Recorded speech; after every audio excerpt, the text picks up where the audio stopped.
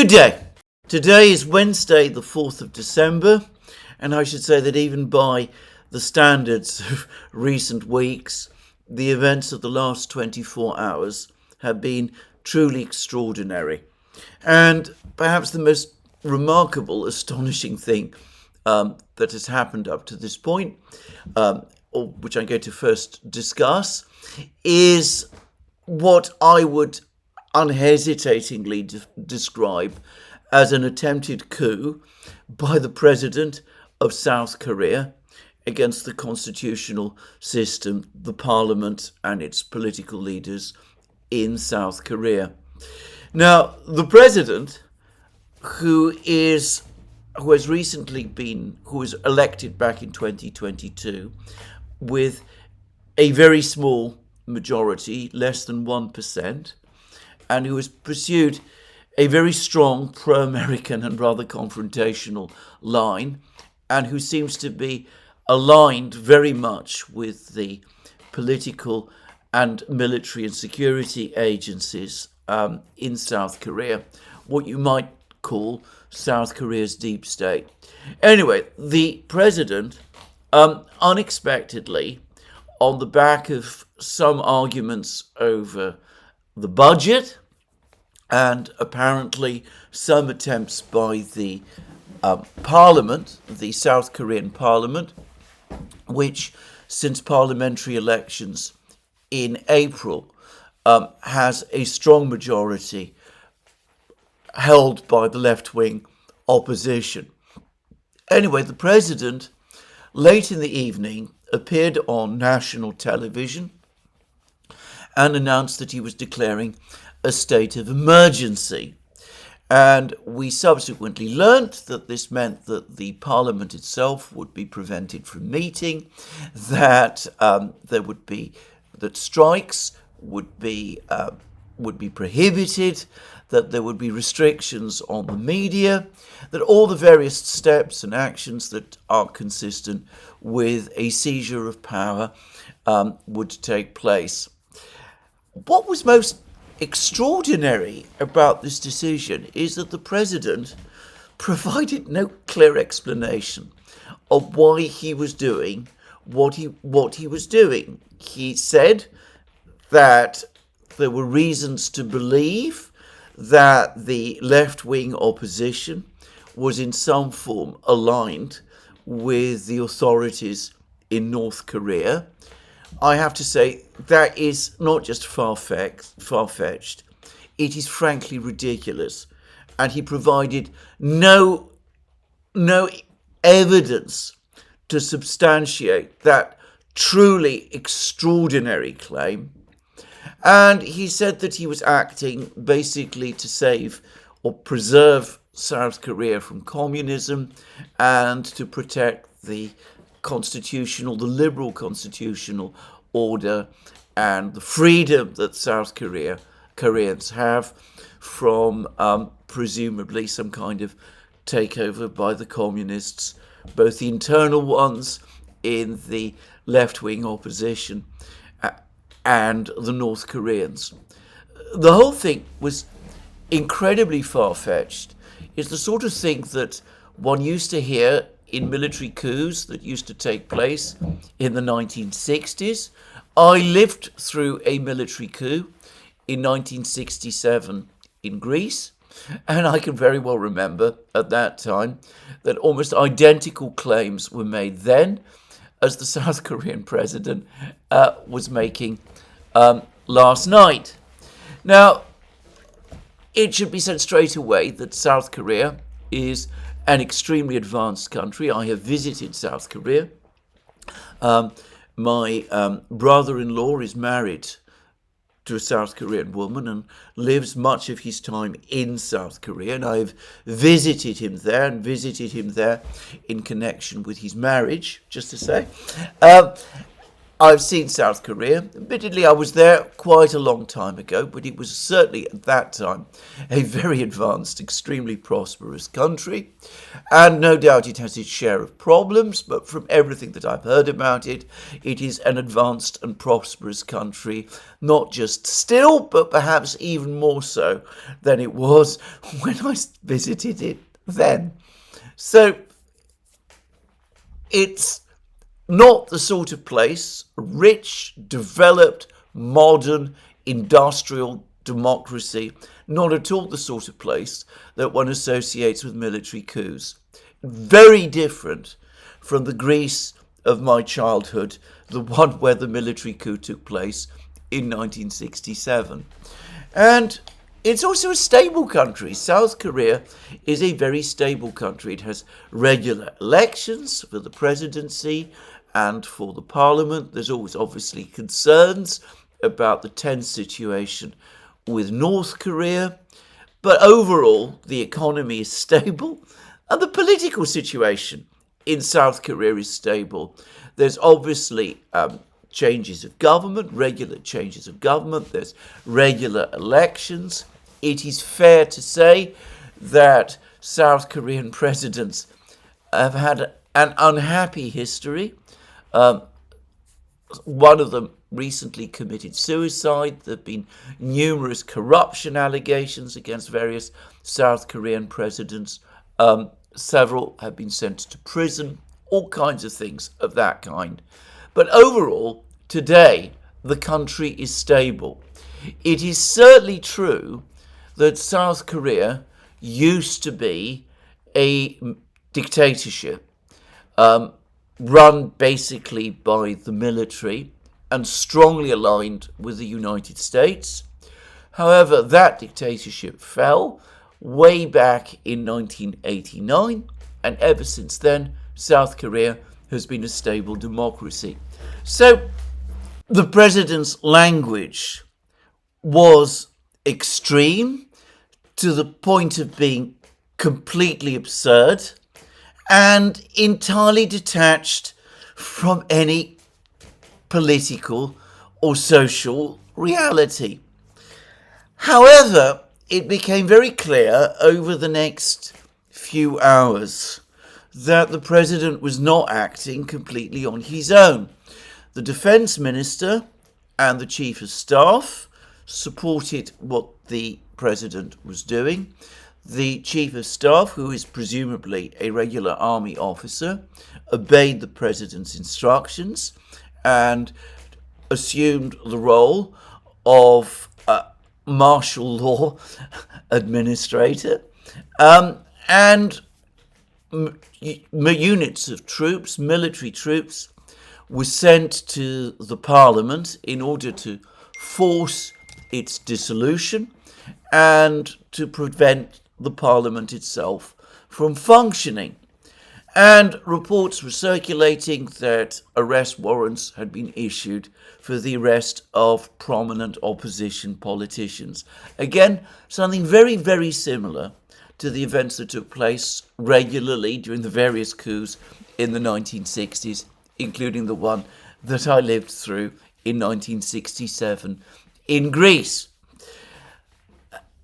Again, all very extraordinary and very remarkable, but troops did arrive at the Parliament building. They did enter the Parliament building. There were standoffs with some of the political leaders there. However, crowds of opposition supporters also arrived at the Parliament building, and the troops were prevented from entering the main hall of the Parliament, and the Parliament convened.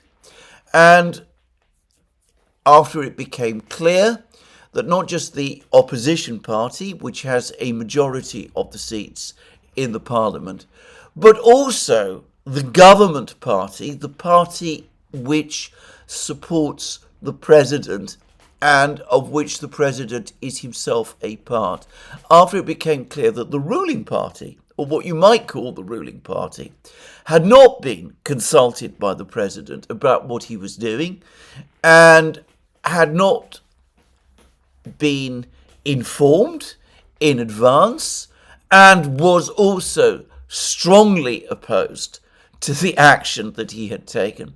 Well, when it became clear that in effect all of the political parties, all of the members of the South Korean parliament were opposed to the move that was taken, well, it became possible for 190 of the 300 or so MPs to meet, and they voted overwhelmingly, unanimously, to cancel the president's state of emergency and martial law decree.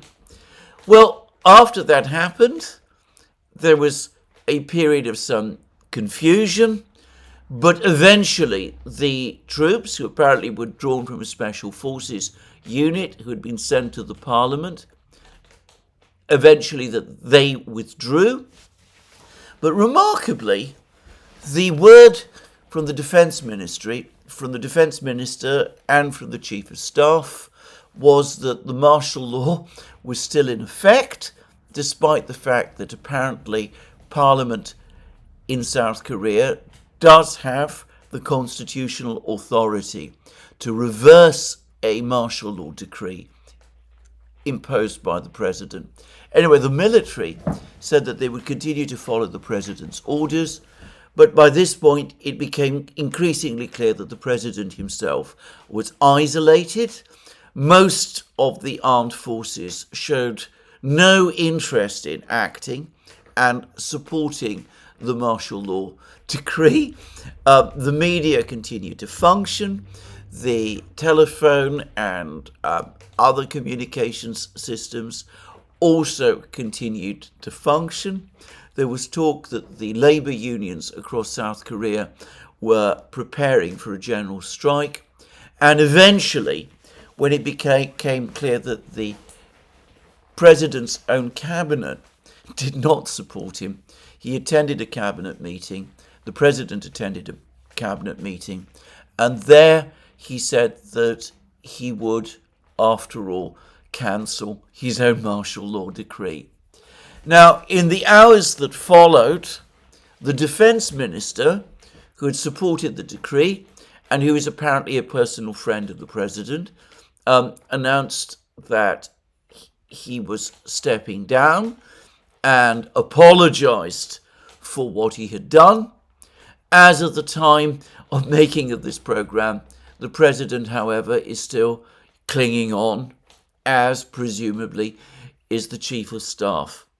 So, an extraordinary sequence of events, and a very bizarre one. Now, it's not easy to analyse an event like this, and I have to say straight away that though I've been to South Korea and have formed very clear views about it, and have from time to time maintained an interest in what happens in that country, I've no deep knowledge or understanding of South Korean politics. But I'm going to make a few guesses, a few points. The first is to say that I think that the idea that some people are floating, that this is all an impulsive decision made by the president, that he was unhappy because there were corruption investigations of his wife, who has apparently been gifted an expensive handbag. I think that all of this makes little sense and is not really consistent with what we saw play out yesterday. Firstly, it is clear that the president did discuss what he was going to do with a small group of people who were close to him. These, of course, included the defense minister, his friend, and the chief of the South Korean military, the chief of staff, who was appointed martial law administrator, and who sought to enforce the president's decree by sending a special forces unit to disperse the parliament and, where possible, to arrest the opposition leaders.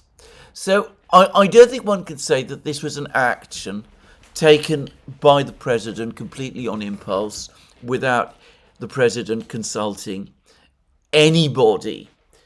Obviously, he kept secret what he was going to do from many people in the power structure. The leaders of his own party in the parliament were not consulted, and of course they came out and opposed what he did. It seems that the prime minister, who the president has appointed, was also kept in the dark about what was about to happen. But the fact that these people were kept in the dark in that way also suggests to me that this operation was prepared, that the president consulted with those people who he deemed reliable and who thought would support his decree, and intentionally kept the information away from other people in the power structure who he thought, if he spoke to them in advance, would raise objections and might communicate to the South Korean public what he was intending to do. So the fact that some people, important people, the Prime Minister and the leaders of his own party in the Parliament, were kept in the dark, far from suggesting, as I think some people are saying, far from that suggesting that this was an impromptu impulse decision. It might be the case that, on the contrary, it suggests that this was a carefully prepared and planned decision. At least maybe not carefully prepared and planned, but at any rate, prepared and planned in advance. And we see that certainly some people within the military were consulted and did indicate that they would be prepared to support what the president was seeking to do. Then, the other fascinating thing about the events of the last couple of hours in South Korea was the conduct of the United States. Now, the United States is South Korea's major ally. It has a military presence in South Korea. There are at any one time around 28,000 US troops in South Korea. There's said to be US nuclear weapons located on the territory of South Korea. South Korea hosts an important US naval base, which may still be under construction. I'm not up to date with that. Anyway, the United States maintains extremely close contacts with South Korea, and it has been maintaining particularly close contacts with the current president.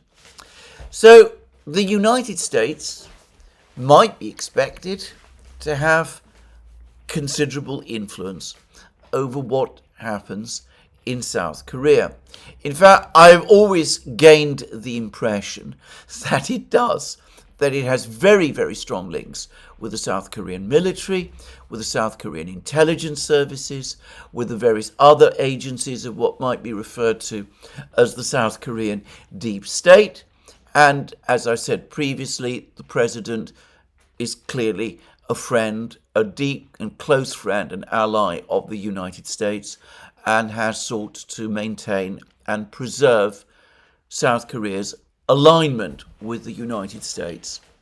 Now, the United States regularly claims to be the defender of democracy and of the world constitutional order, the rules-based international order, liberal democracy, call it whatever you like. The United States is supposed to champion it. In fact, it not only champions it, it, according to its own narrative, seeks to promote and expand it wherever it can, everywhere in the world. It is, for example, at the present time, engaging in relentless criticism of the government of Georgia, which a few weeks ago managed to get the Georgian parliament to pass an NGO law which required disclosure by NGOs of their sources of funding, if those sources came from abroad. It's been very critical of the conduct of the Georgian elections, the parliamentary elections, perhaps with no great cause, but it has been. It's spoken about the Georgian government taking an authoritarian turn. It's criticised it relentlessly for this. And it has also criticised the Georgian government for the fact that over the course of the protests that have been taking place since the election, the Georgian government has acted firmly to disperse the protests, has kept the riot police and the Georgian police to maintain control of the city of Tbilisi, and has done those sort of things. So the United States has been extremely critical of Georgia in all of these respects, despite the fact that Georgia is a country which has sought to maintain good relations with the United States, and by the way, with the European Union as well, both under the existing government as, of course, under the preceding government. Well, that's Georgia. But in South Korea, we have a president who not only is rigging elections, he's dispersing the entire parliament. He's seeking to arrest opposition leaders. He wants to close down the media. He is banning strikes.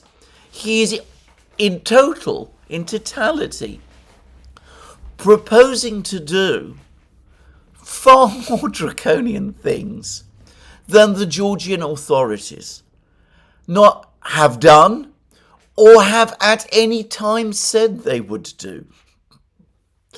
And yet, what does the United States say? Do they come out and say that this is completely unacceptable? Do they protest noisily against what the president is doing? Do they do what they did to the Georgian leaders, threaten to sanction them and then sanction them? Did they threaten to sanction the president? Did they threaten to sanction the defense minister and the chief of staff?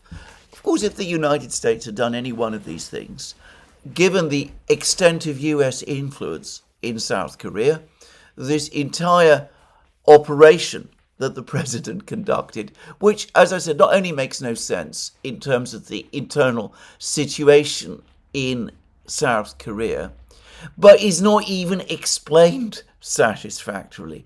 Had that happened, well, the whole operation would have collapsed instantly. It is inconceivable that the South Korean military, any part of the South Korean military, would have acted in support of the president if they had known that the United States was strongly opposed to what was happening, and that the defense minister, the chief of staff, and the president himself were threatened with sanctions. As I've said, the United States did none of these things. It didn't even express condemnation.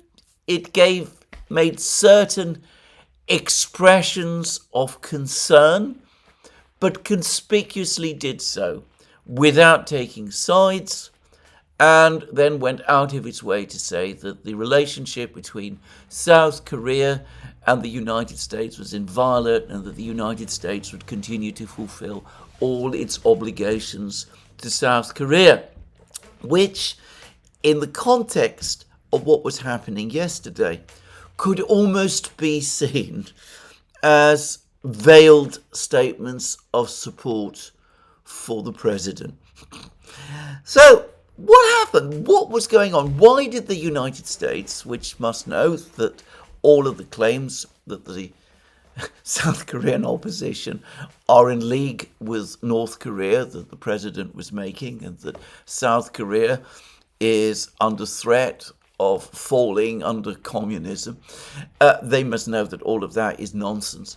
Why on earth did they support this? Did they take the stance that they did, which, as I said, could imply a degree of support? Well, I have no answer to this, and it's important to say that at this moment in time we have no satisfactory answers.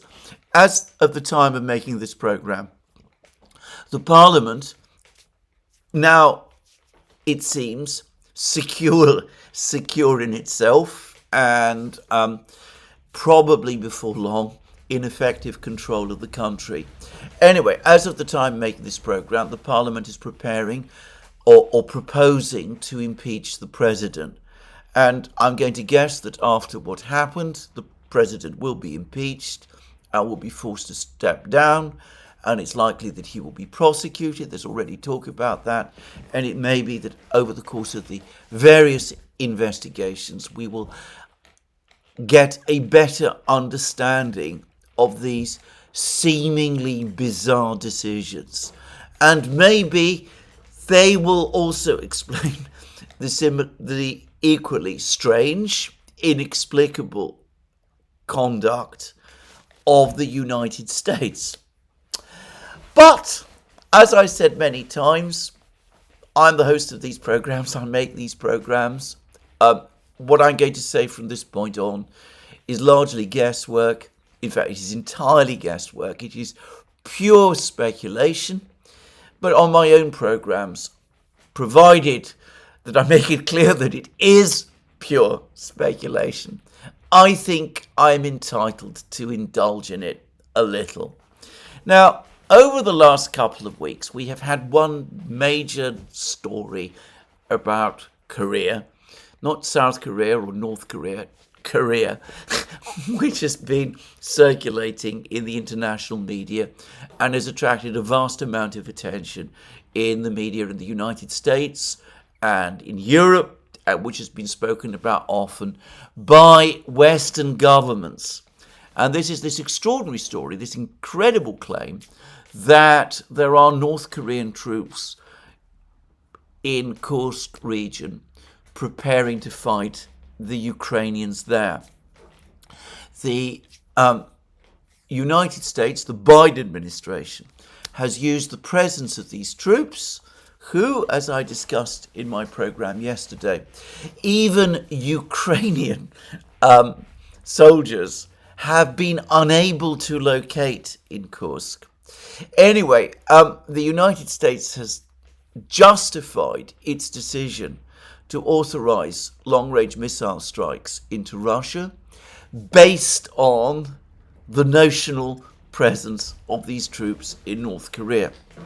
Now, the presence of these troops in North Korea, if they exist, which I don't believe they do, has also been used in an effort to get permission from North Korea, to get North Korea to agree to supply large quantities of weapons to Ukraine. And in fact, there was, a few days ago, a delegation from Ukraine which visited South Korea and which went there looking to buy or acquire weapons in South Korea. And the justification is that since the Russians have enlisted the North Koreans to fight Ukraine, it's only symmetrically appropriate for the South Koreans, who are in conflict obviously with North Korea, to provide Ukraine with weapons. Now, the key thing here is that South Korea is an industrial power, major industrial power. It has large arms production capabilities. It does possess significant quantities of weapons. I'm not sure whether it can match Russian production, at least in any short time frame. But in theory, South Korea can certainly supply weapons to Ukraine at a time when the United States and the European states are struggling to do so. I've discussed the difficulties the United States and the Europeans have in supplying weapons to Ukraine in anything like sufficient numbers to counter the vast arsenals that the Russians have in multitudes of programs, as has Brian Beletic and many others. So it would make a great deal of sense. It would simplify matters considerably for the Biden administration, which wants to get large quantities of weapons supplied to Ukraine, but which doesn't have those weapons available to provide to Ukraine. It would simplify matters for the Biden administration very considerably if South Korea were indeed to commit to supplying Ukraine with modern weapons. And moreover, there might be a calculation, perhaps there is a calculation, that if Ukraine is provided with various loan finance and other finance, enabling it to fund itself and fund arms acquisitions for, say, the rest of 2025, it could use that funding to buy weapons, obviously to some extent from the United States, to some extent from the European Union, but also from the new big arms supplier, which is South Korea itself. However, if this plan existed, and I suspect it did, it ran into two immediate problems. Firstly, there are apparently legal obstacles preventing South Korea from supplying arms in large quantities to countries that are involved in conflicts. That is a legal problem, but the current president, who, as I said, is an ally of the United States, has in the past found ways around it. So, for example, he agreed to supply 500,000 shells to the United States, replenishing American arsenals of shells and supposedly enabling the United States thereby to send its own shells to Ukraine in advance of Ukraine's summer 2023 counteroffensive. In reality, it was all smoke and mirrors because, as has now been well established, the South Korean shells did not go to the United States at all. They all went, or most of them went, directly to Ukraine, circumventing South Korea's laws. The other problem, which is a much bigger problem, is that the people of South Korea are overwhelmingly opposed to South Korea becoming involved in the conflict in Ukraine or to South Korea supplying weapons to Ukraine. I've seen absolutely eye-watering numbers from South Korean opinion polls showing that the opposition to arms supplies to Ukraine stands in South Korea at well over 80%. And of course, the opposition parties were strongly opposed, and the opposition parties control the parliament. So, the Biden administration, very anxious to get arms to Ukraine as quickly as possible, to arm Ukraine to the hilt if it can, to maintain a stable and reliable arms supply funnel to Ukraine, looking perhaps to South Korea to do so, runs into these obstacles. Well, you can see where all of this is leading. I want to stress again, I don't know this for a fact. And I know that many people are going to say this is absurd, this is ridiculous, this is wildly far-fetched. But is it really so far-fetched? You have a president who shows every willingness and inclination to send arms to Ukraine. He's already done so. He's, as I said, done this in this complex way. He sent shells supposedly to the United States, only they ended up in Ukraine. He shows every willingness to send arms to Ukraine. The US very much wants South Korea to send arms to Ukraine. The main obstacle is popular opposition, as represented by the opposition parties which control the parliament. So disperse the parliament, arrest the leaders of the opposition parties, close down the media and all the rest. The problem goes away, and you can go ahead and start supplying arms to Ukraine. Now, there are people in South Korea within the military and security services who I suspect would agree with all of that. South Korea had a long dictatorship. It was basically a dictatorship from the period of its formation in the 1940s right up to the fall of the South Korean dictator Chun Doo-hwan in 1989. And there's never been a comprehensive clear-out in the security and military system of the structures that were created during that period of the dictatorship. And I suspect the president, in some form or other, he's a former prosecutor, is connected to that world. So one can just about see how it might all make sense. The Americans talk to their friends in South Korea. Their South Korean friends look to oblige. They can only do so by staging some kind of an internal coup. A new government is formed, or rather the president assumes complete control, and the Biden administration gets what it wants, which is a steady, reliable flow of arms from South Korea to Ukraine. Let me stress again, this is pure speculation. You can dismiss it if you wish.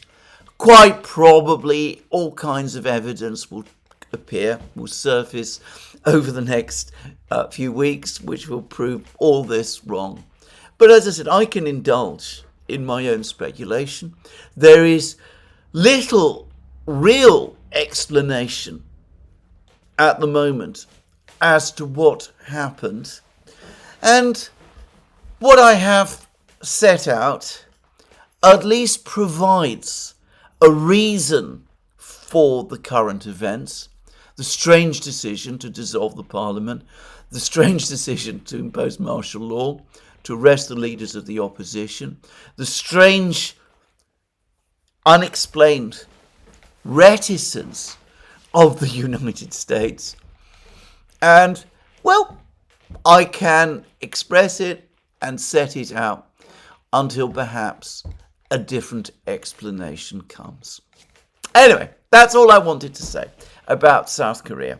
Let's move on to other issues. The conflict in Syria goes on, and we've been getting quite a lot of information about the situation there. Firstly, it seems that the situation north of Hama, the town to the south of Aleppo, which is the next target of the Islamist rebels there, the situation around Hama remains tense. There appears to have been further attacks by the Islamists towards Hama yesterday. There were reports about it in the Western media. There were even some claims that they had broken into Hama.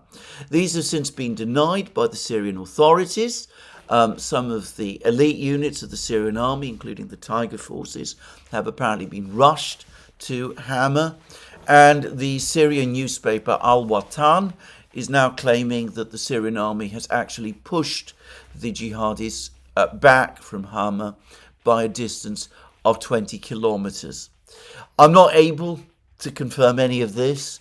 There are pictures of Syrian armored vehicles littering the landscape, but of course pictures don't really tell the whole story, and I'm not really sure what is taking place, though as at the time of making this program, it does look as if Hama remains under Syrian government control.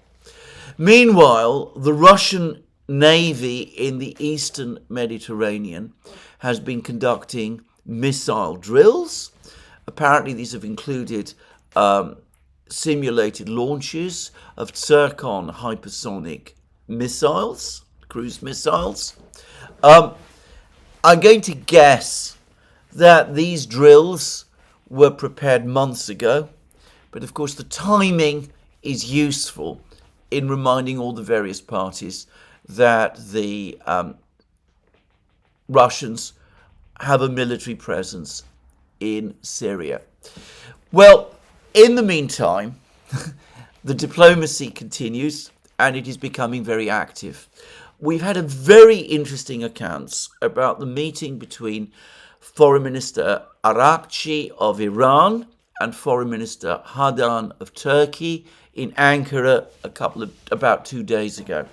Arakci turned up, apparently insisting to the Turks that what had happened in northwest Syria was a betrayal and that action should be immediately taken to reverse the events there. Fadan, the Turkish foreign minister, was having absolutely none of it. He again insisted, implausibly, that Turkey had no role whatsoever in what had happened.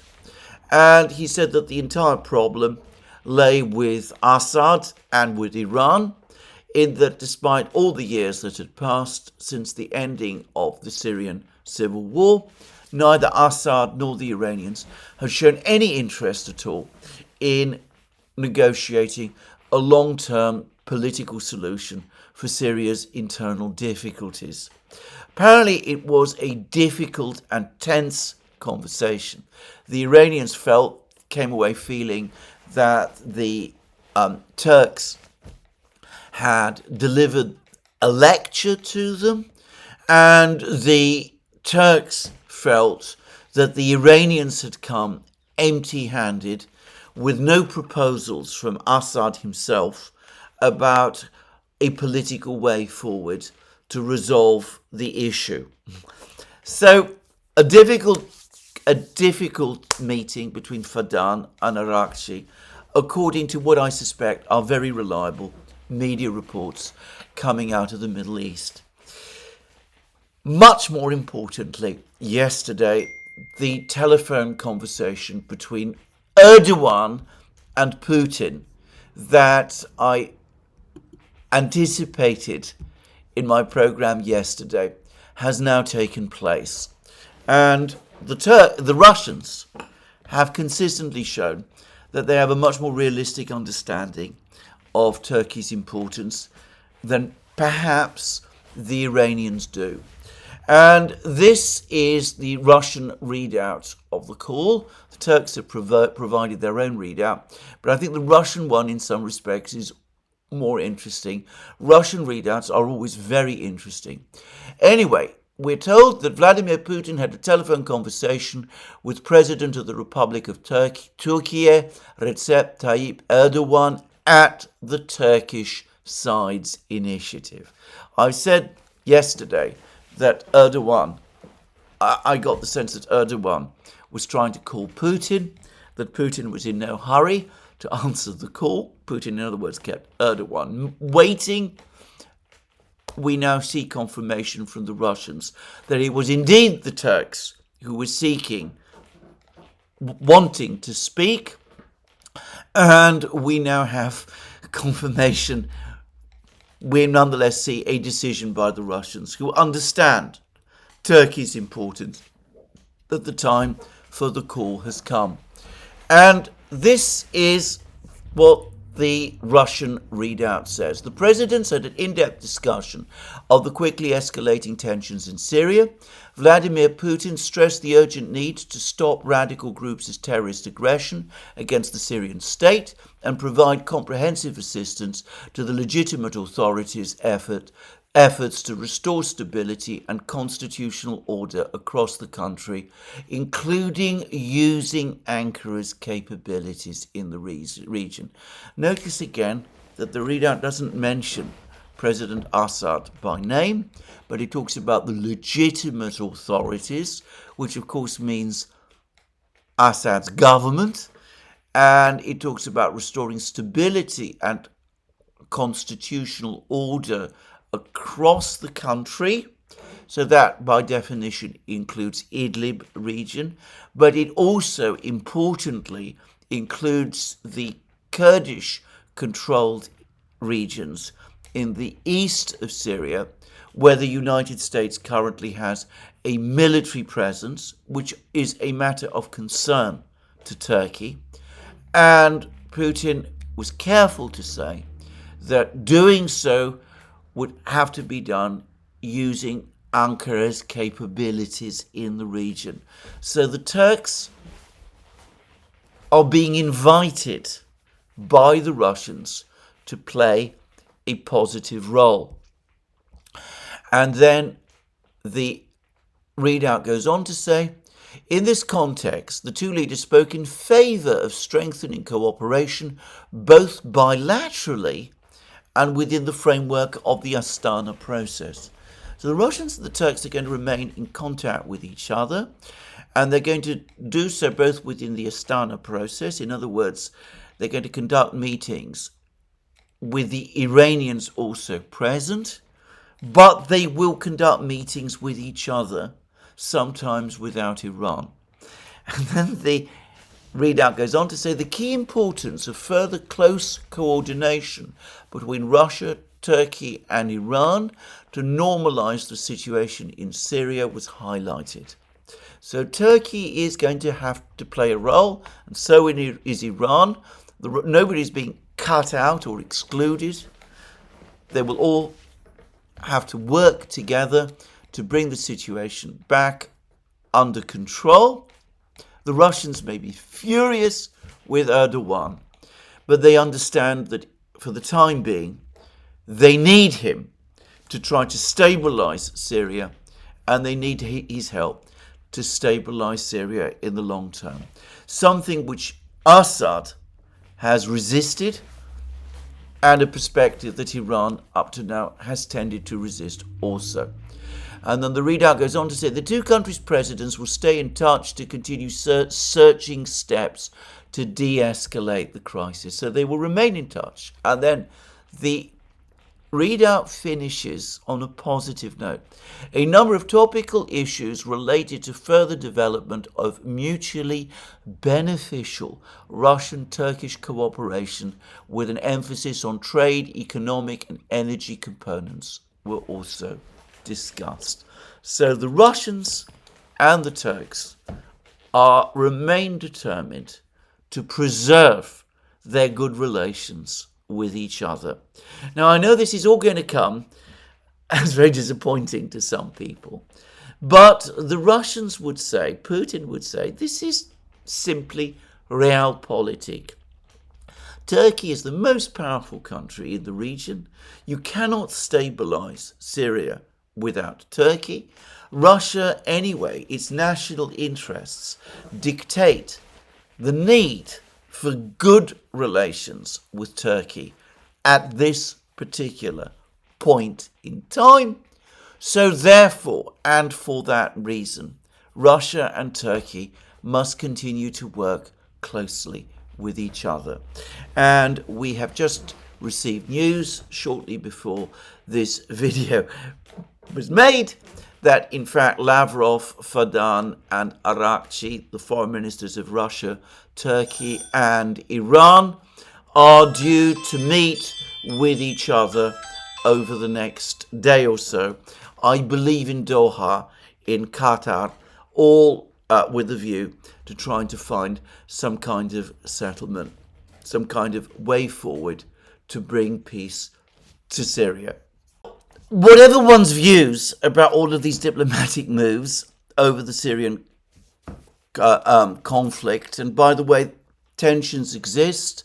The Iranians are now talking about sending troops to Syria to support Assad, and some in the Middle East media are seeing this as Iran maneuvering to counter Turkey. There's a struggle for influence between Turkey and Iran now in Syria. But anyway, one can see genuine diplomacy taking place, all of this grounded in realism and in practical action.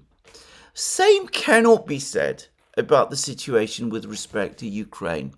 Now, I think it is clear, at least it is clear to me, that there is now almost universal acceptance that negotiations of some kind are going to begin to settle the Ukrainian conflict after President Trump is inaugurated President of the United States on the 20th of January.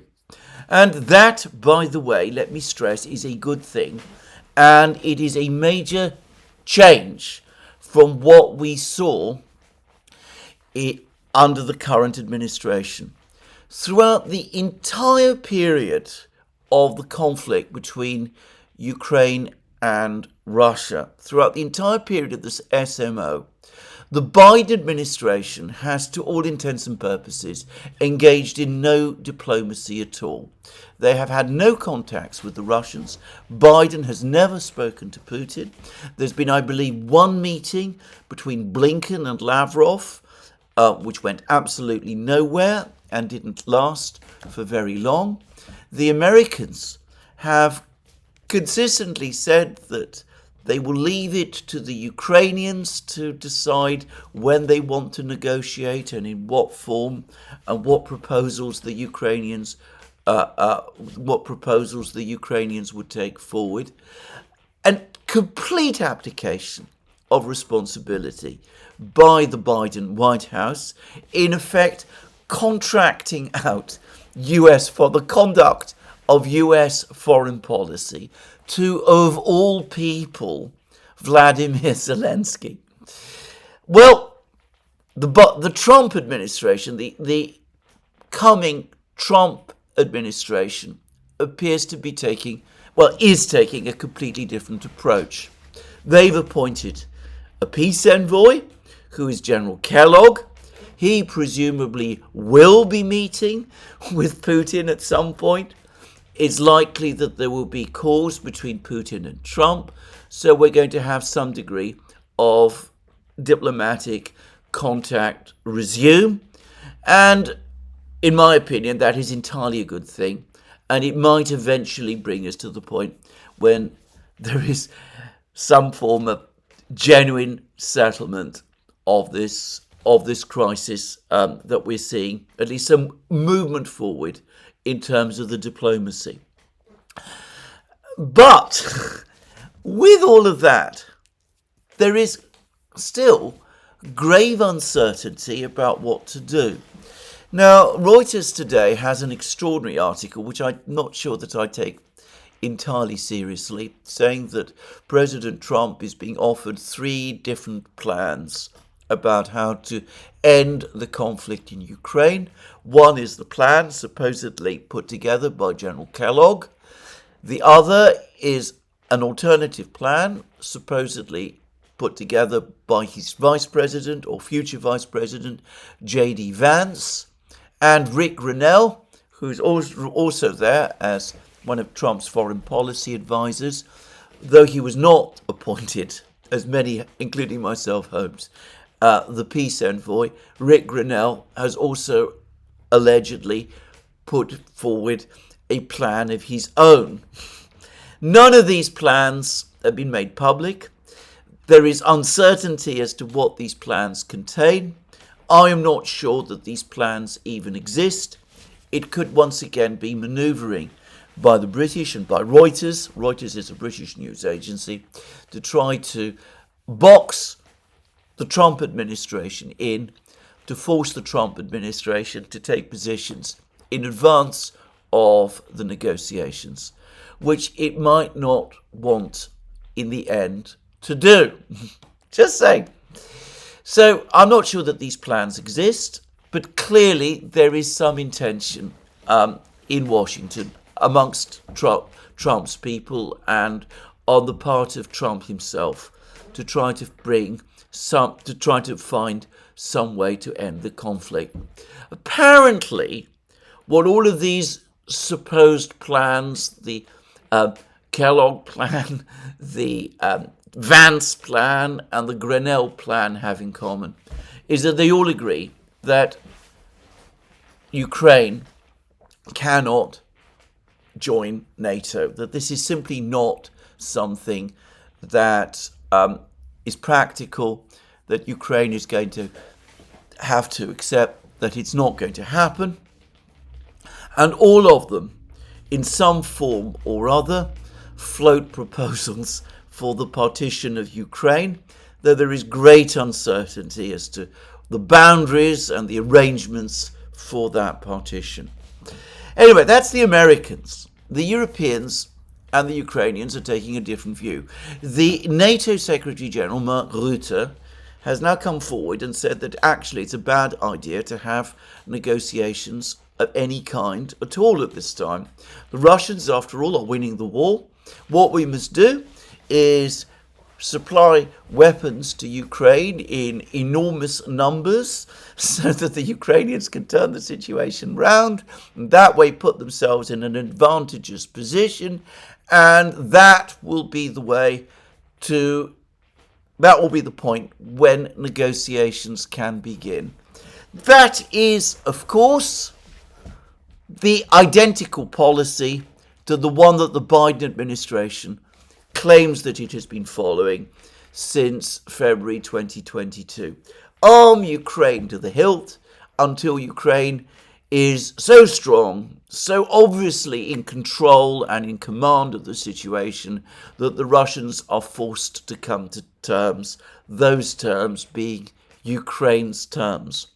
As we see, with every day and week and month that has passed, that Biden plan, approach has been followed, Ukraine has instead grown weaker, it has lost territory, it's lost men, it's lost machines, its army has grown smaller and smaller.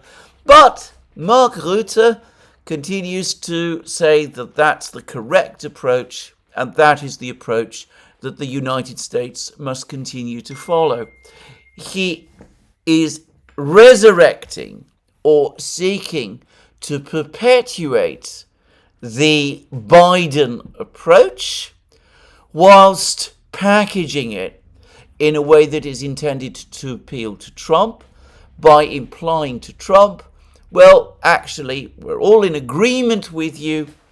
We just think that now is not the correct time to begin negotiations with Ukraine.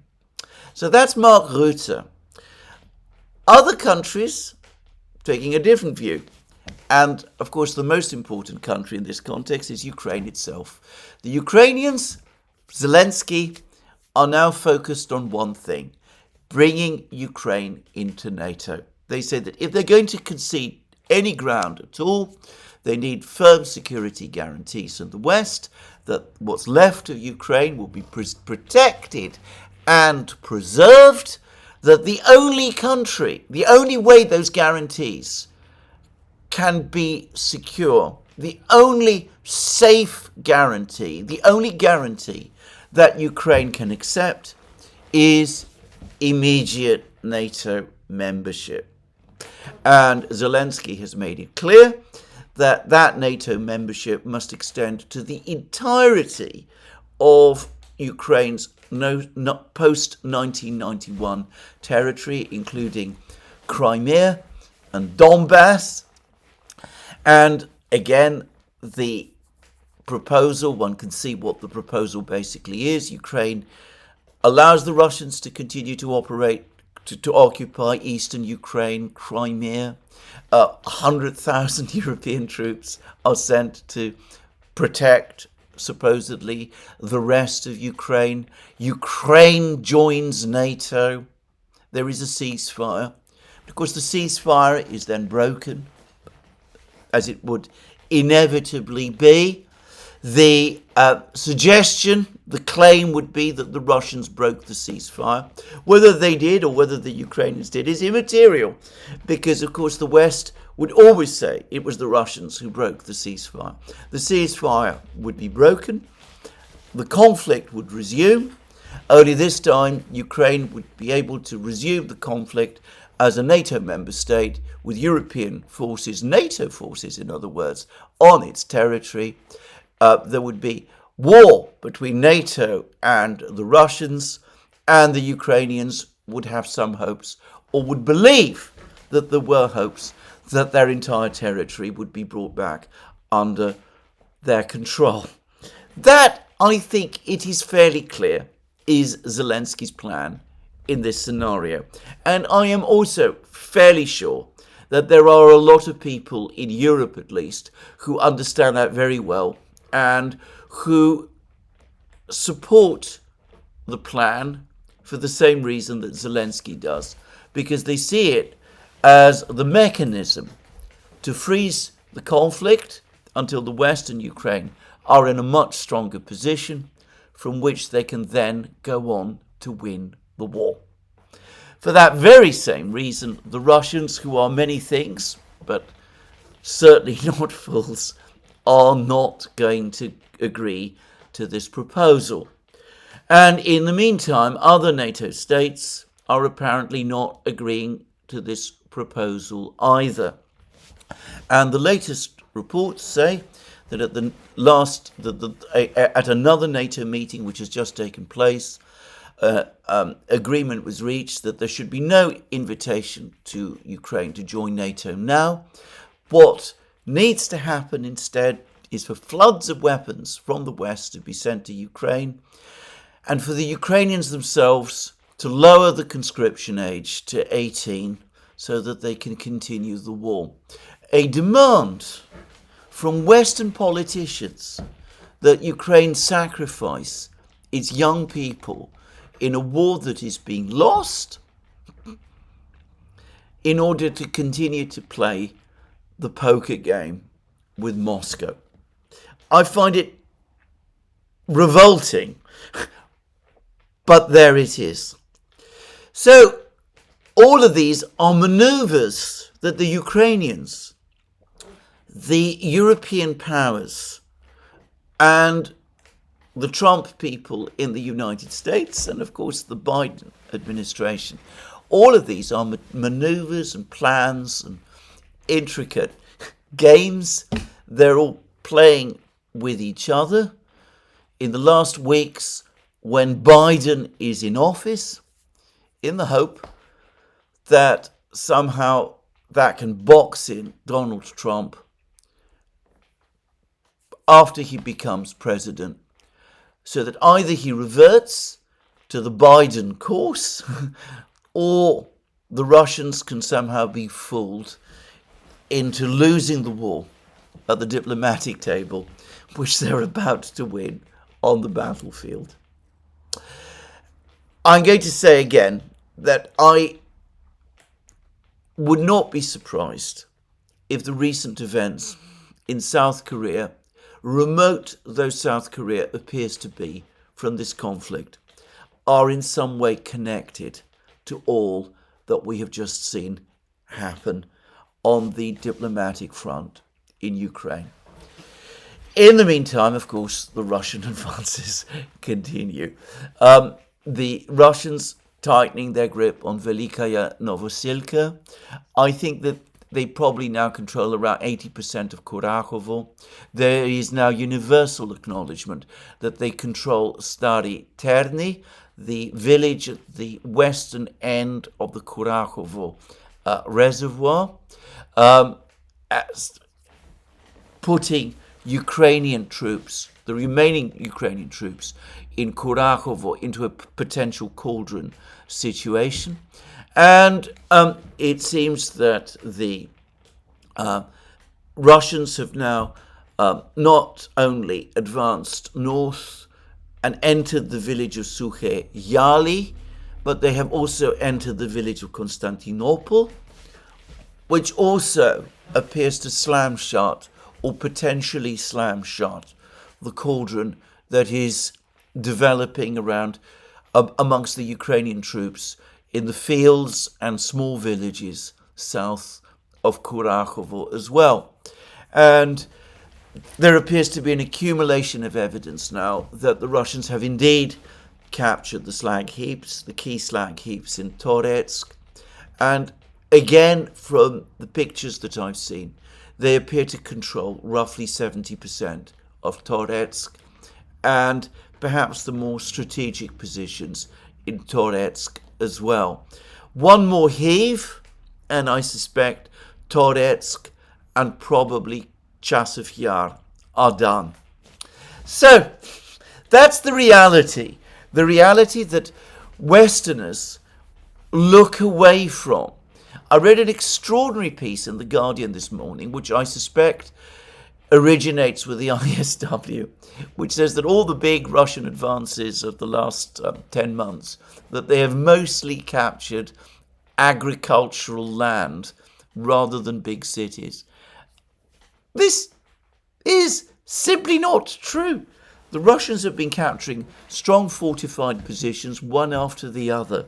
Avdiivka, Ocheretino, Krasnogorovka, Selidovo, Novogrodivka, before long Kurakovo as well. It is simply a complete misrepresentation of the actual nature of the war. But some people still want to engage in wishful thinking and pretend to themselves that they have stronger cards to play in the poker game of negotiations over Ukraine that is now about to happen. Well, poker, as they say, is a game of bluff. I don't play it myself. But if you are going to play that kind of game, you do need to have a pretty strong hand. And you also need to be confident that the other side's hand is a weak one. The reality in this case is that the reverse is true. That should be obvious. It astonishes me that for so many people it is not, at least in the West. We'll see where all this goes. We'll see what happens over the next few weeks. We'll see what the Trump team eventually do decide to do. But clearly negotiations of some kind are likely to begin in January.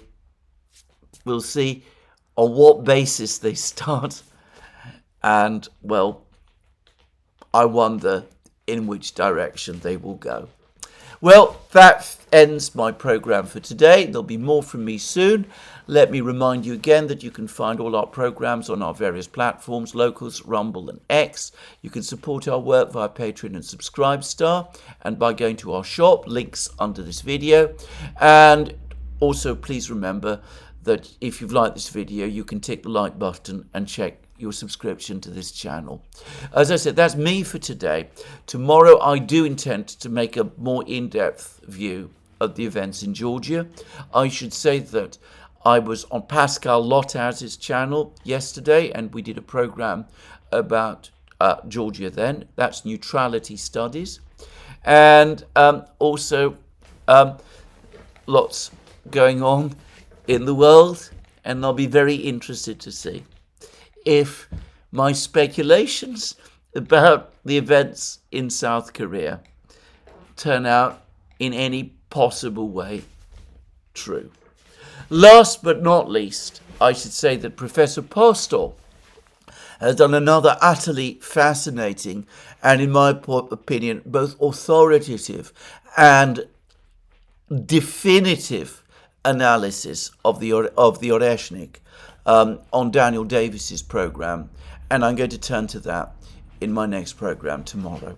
So much still to discuss, but this is where I end my program today.